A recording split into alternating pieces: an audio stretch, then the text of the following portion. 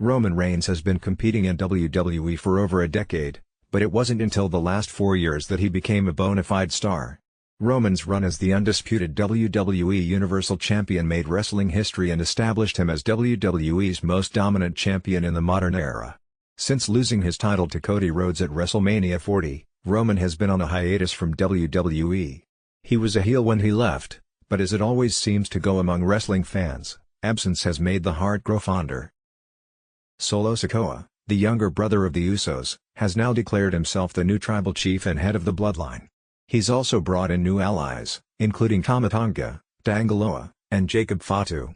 It's clear that WWE is building toward a feud between the old and new bloodline teams, with Roman Reigns being posed as the central babyface in the conflict. But just because fans are ready to forgive and forget Roman's behavior doesn't mean WWE should brush years of Roman's character development aside.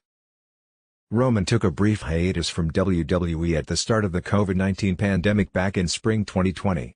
When he returned, he revamped his character, took on Paul Heyman as a manager, and embarked on the greatest run of his WWE career. Before this point, Roman was a typical meathead babyface.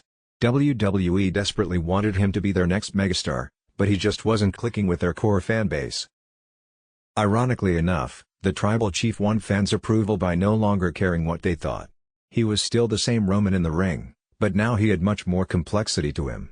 Fans were drawn to his somber demeanor, cutthroat attitude, and ominous delivery on the mic. His feud with Jey Uso showed him playing sinister, sadistic mind games that made Roman one of the most treacherous heels in the business. Fans simply couldn't look away as Reigns destroyed everyone in his path and forced his family to fall in line. The Bloodline story reached new heights when Sami Zayn joined the faction in May 2022. Fans were captivated by Sami's comedic elements and the unpredictable dynamics he introduced. The storyline was filled with intrigue as fans speculated on potential betrayals and the impact on the relationships within the bloodline. Roman Reigns was already a made man as Universal Champion, but the story told by the bloodline over the course of his 4-year reign took him to a new level. It also made WWE television the most enjoyable that it had been in years. Since WWE is set on continuing the bloodline story, they should remember what made it so successful in the first place. This story, unlike the majority of plotlines in WWE, had a great deal of nuance. There were several moving parts, such as Jey's continuous fight for Roman's approval, Sami inadvertently becoming a wedge between Jey and his family, and Roman acting as a puppeteer over everyone without them even realizing. The best supporting character in the Bloodline saga has been, without a doubt, Jey Uso. After Jimmy Uso sustained an injury that put him on the shelf for months, Jey began competing as a singles competitor. It didn't take long for him to cross paths with his cousin, Roman.